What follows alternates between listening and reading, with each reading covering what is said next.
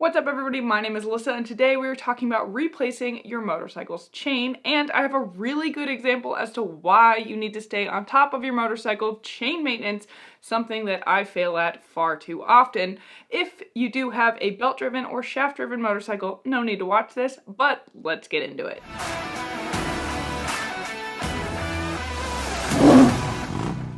You are going to want to loosen your axle while it is on the ground so you get some good torque on it. And if you can, set your chain adjuster kind of in the middle, or so that you've got some nice room to move back and forth to make fine-tune adjustments at the end.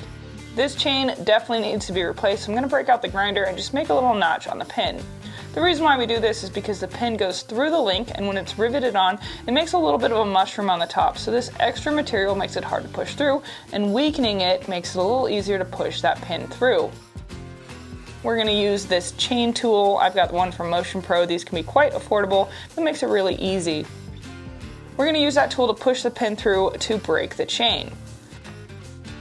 This chain, even just looking at the grime collecting on my hand there, is a perfect example of what not to do. This is terrible chain maintenance. It was ridden off-road, through a lot of rain, and not cleaned nearly enough. So this actually caused grime to build up and the chain links not even to see correctly and make a terrible noise that almost sounds like your motorcycle's engine and transmission are messing up. So now, buying a new chain, let's talk about the different sizes. You can look in your owner's manual and it'll recommend how many links it should be long, although you can remove these, so it's better to always buy longer than too short and not have enough to make it around. The other is width, usually 530, 525, or 520. And this is an important number because it corresponds to the thickness of your sprockets as well.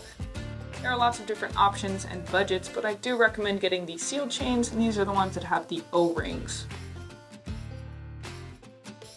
So I've got my new chain here, and I'm going to remove some of the grease just so it's not everywhere, and I will clean the chain again before I go riding as well. This is a great time to inspect all of your sprockets, both front and rear. Make sure that the teeth are wearing evenly, or if they're worn down, they should be replaced. A lot of people recommend replacing a chain and sprockets at the same time. Looking at the front sprocket here and a new one, you can see that the teeth are a little bit wider on the new, and it doesn't have the rubber, but that's totally fine. That's just an extra to quiet the chain. And that disgusting grime and goop is everywhere, so time to clean this out with some elbow grease while grumbling to myself.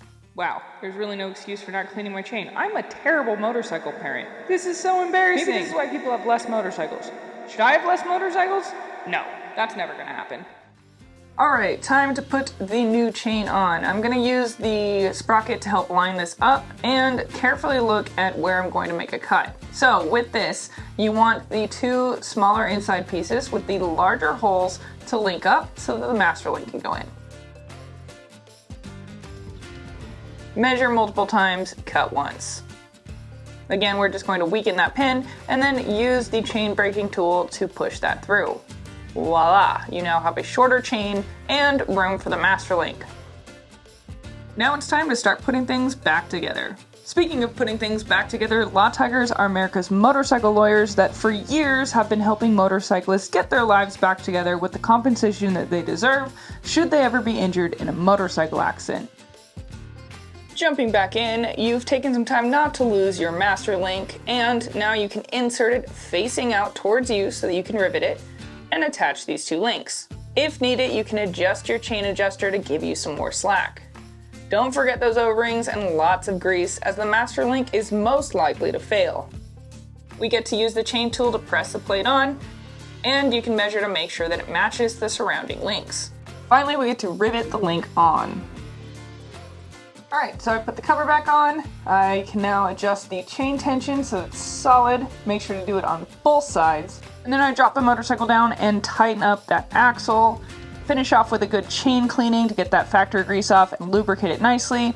Reassemble everything and we are done.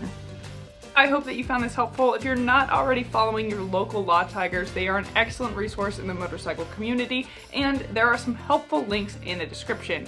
My name is Alyssa, and I will see you in the next one.